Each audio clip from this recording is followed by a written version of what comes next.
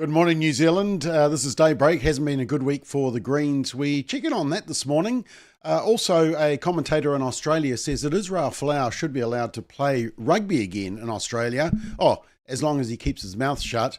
And the new Netflix drama series Adolescence. Everybody's talking about it, and we will as well. Welcome to Daybreak.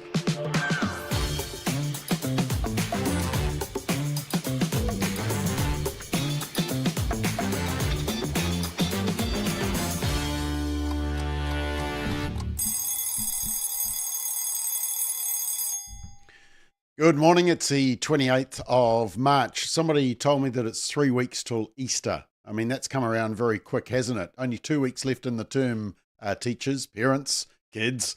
So school holidays are coming as well. Anyway, it's Friday. We're heading into the weekend. That's always a good day. Let's get straight into the stories.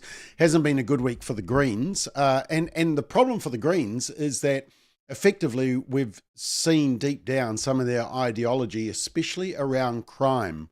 And that all criminals are victims, according to the Greens, that we should defund the police and we should probably do away with prisons as well. And I saw a nice SOP article in the Spin-Off today by some criminologists, one from Auckland University.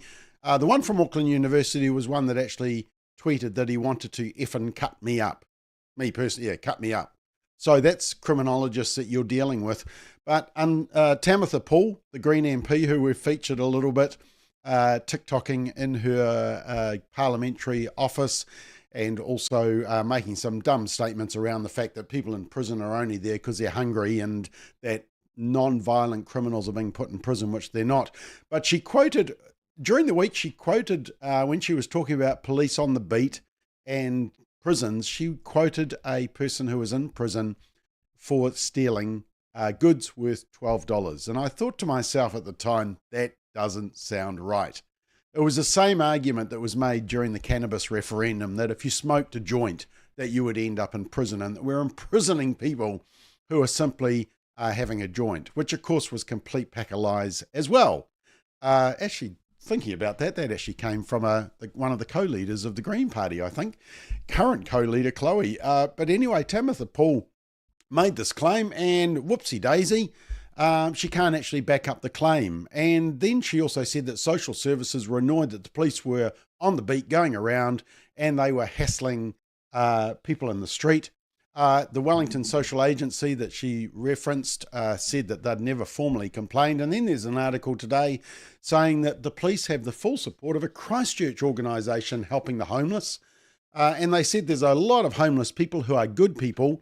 They look after themselves, clean up after themselves, but there's a section of the community that don't, and unfortunately someone has to manage them, and probably that is best for the police. All right, a couple of other stories. I did mention in the last Daybreak about the breaking news about new rules around dudes not being in women's sports, especially around athletics, just confirming that all women competing in Olympic track and field events will now be required to confirm their gender via a cheek swab or dry blood DNA test. It was announced by Sebastian Coe, who heads up World Athletics, and he said we're not just talking about the integrity of the female women's sports, but actually guaranteeing it. And this, we feel, is a really important way of providing confidence and maintaining that absolute focus on the integrity of the competition. Now, the International Olympic Committee hasn't made a similar statement. And of course, that's all going to come to a head because the next Olympics is in the USA. And Trump has said, well, men are not going to play in women's sports. End of, quite rightly. So you'll see a lot of negative anti-Trump commentary around the Olympics. But it might be that the World Athletics has actually set the precedent, and a good precedent as well. Here's a interesting story, commentary I saw in the Australian yesterday, and why Rugby Australia should allow Israel Folau the chance to return for farewell. It's by somebody called Jamie Pandaram, never heard of him, but he said, 6 years ago, I urged Rugby Australia to sack Israel Folau when he posted homophobic content on social media. Well, he didn't actually. Posted a Bible verse that says that sinners need to repent and talked about hell. He says, I stand by that and believe that Rugby Australia's actions at the times were justified. not only to remain an inclusive sport, well, inclusive as long as you don't quote the Bible, but protect their commercial viability due to sponsor and supporter backlash. Oh yeah, there was a backlash, all right, and the team went downhill since. He says, Folau should be allowed to play in the invitational Trans-Tasman team against the British and Irish Lions in July. So a special game coming up. I still disagree with Folau's posts, and I've told him so. I will never condone the vilification of a minority group. That insults my moral code. And I can't agree with attempted justification that religious expression allows you to vilify any such group. Well, it's not vilification, Jamie. It's just sharing gospel truth. He then says, posting that hell awaits gays is inflammatory. Well, it was all sinners, actually, Jamie. But since then, Folau has not made any public remarks that could be viewed as bigoted or deliberately targeting of the gay community. That tells me that in his mind, when Folau made the post, he was sharing views on a range of purported sins in the Old Testament that are widely believed, great theologian, isn't he, that are widely believed by millions of Christians around the world, and he wasn't driven by hatred of the gay community, but by a vigorous passion of his own religion. Now, interestingly, News Corp did a survey and found that 72%, 3 out of every 4 Australians, think that Israel Folau should be welcomed back. And Jamie concludes, had Folau made any offensive remarks in the past 6 years, I would have opposed him having anything to do with the Lions series, but now it feels uncomfortable to deny a home farewell for the Wallabies. In other words, as long as Israel shuts up, we'll let him play rugby. And I think most Australians are way past that, and Jamie is totally out of touch. Word of the day today is misogynoir. Have you heard of that? I was reading the article about Prince Harry resigning from the charity that he co-founded in memory of Mum. It seems like a major breakdown in relationships between the board, which Prince Harry is on, and the CEO, the new CEO. But the new CEO said that there was issues of poor governance, weak executive management, abuse of power, bullying, harassment, misogyny, and misogynoir. Misogynoir. I mean, it sounds French. And then the article has to define what is misogynoir because nobody's actually heard of it. Misogynoir refers to a combination of racism and misogyny directed towards black women. Well, I mean, if it's racism and misogyny, that would be directed towards black women. Why don't you just say racism and misogyny? But anyway, that's another intersectionality, a new card that can be played, misogynoir. So not just misogyny, misogynoir. There's your word for today. Now, I have just finished watching Adolescence. Everybody was talking about it. The media was talking about it. In fact, Paddy Gower was talking about it. He says Netflix has hit Adolescence, has message for New Zealand.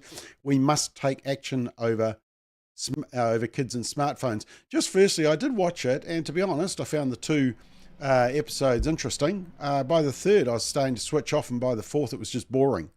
But anyway, you may want to check it out. But the media are all over it, and as I say, they're saying that it's about kids and smartphones. I did read a commentary that said the progressive media is swooning all over this documentary, and they're using it to promote online censorship of the manosphere. Now, there was some commentary around Andrew Tate, which I agree is grotesque, and Andrew Tate is no role model for any guy, and definitely not for the culture. But here's the interesting thing. The review says the creators of Adolescence cite a recent string of knife attacks against girls in Britain as the inspiration for the series. But in typical progressive fashion, the production ignores the fact that the vast majority of these crimes were committed by minority and migrant males. But the teen killer in Adolescence, let me just show you the teen killer, was a white British boy, not a minority. And it goes on to say Britain has seen an 80% increase in knife attacks in the last 10 years. Leftists claim this is because of a rising move of anti-feminism. But something else has been happening in the UK over the past decade that offers a better explanation: mass immigration, predominantly from third world countries and Muslim populations that have little regard for women's rights. And maybe that's the actual story. But Hey, I'll take the argument that it's also to do with kids and smartphones. The problem is we've been saying this for quite a while. Just last year, we said that there was public support for a phone ban in schools. We had Jonathan Haidt, the author of The Anxious Generation, speak at our conference last week.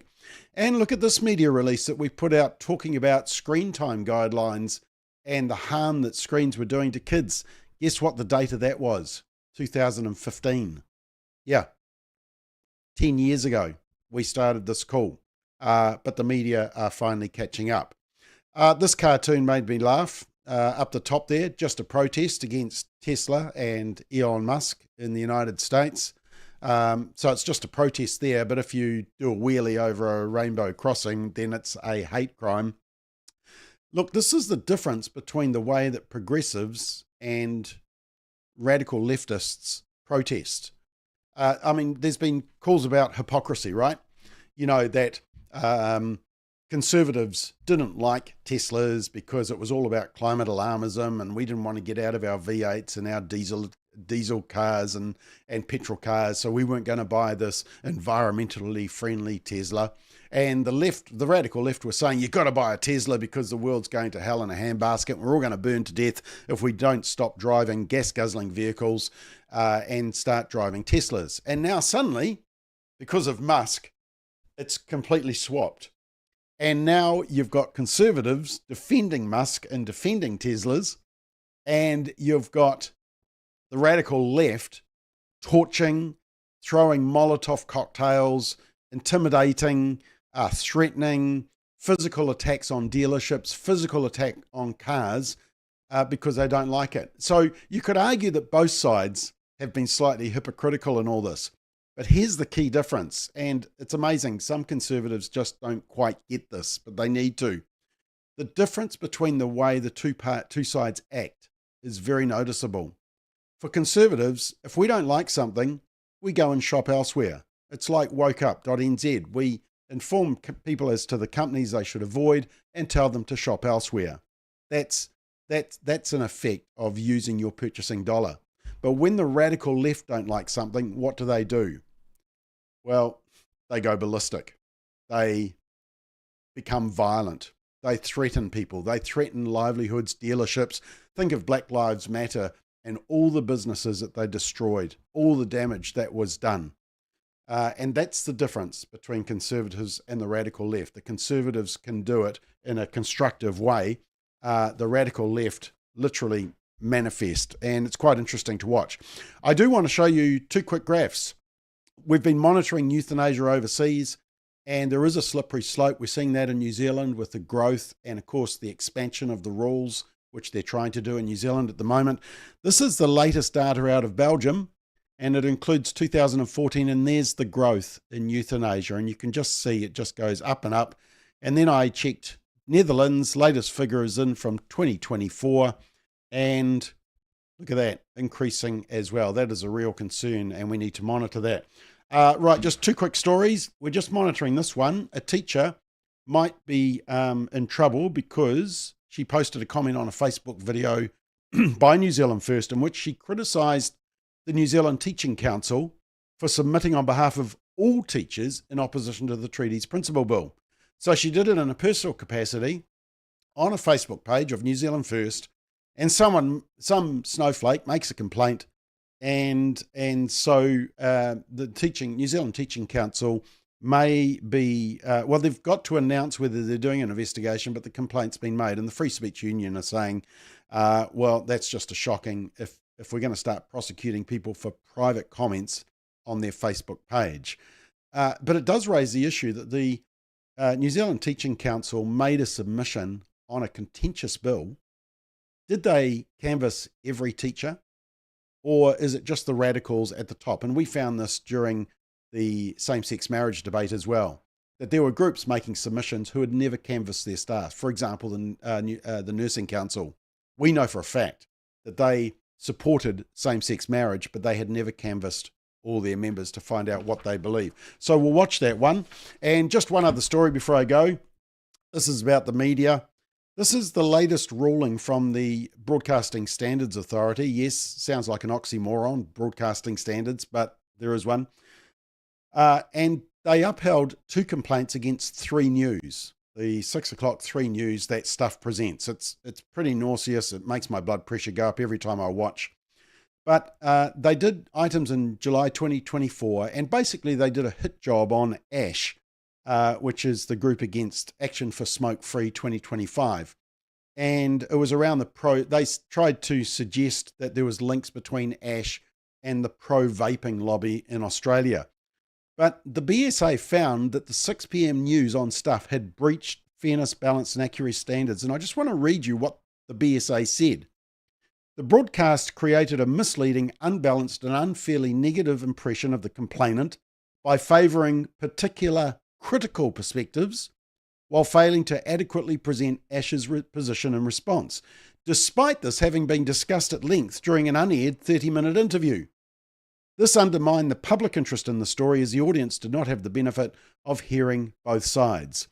ASH's comments on the issues were not fairly presented, meaning the item was unbalanced, and collectively a number of statements in the presentation of ASH's position created a misleading and unfairly negative impression of ASH, the BSA said.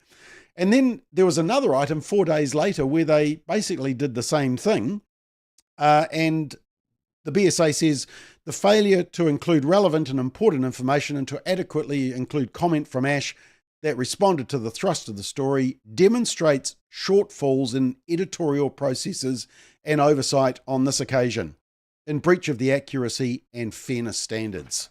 Wow, that is a damning statement from the BSA to 6 p.m. news on Stuff on Channel 3. But if you watch it, you could possibly apply that statement to most of their news coverage and even their presenters who have gone past professionalism and just ooze with sarcasm and ridicule on certain stories. There's no doubt as to what they believe and their viewpoint, which is very unprofessional. Anyway, interesting statement out of the BSA. Right, I'm out of time. We need to head into the weekend. That's it. See you back on Monday, 7:30. And don't forget, 7:30 every weekday morning, we've got you covered. I'm here Monday, Wednesday, Friday with Daybreak, and Simon O'Connor is now here Tuesdays and Thursdays with a bit more in-depth, because he's far brighter than me, in-depth analysis of the stories on solid ground. So 7:30, be here every weekday. Anyway, have a great weekend.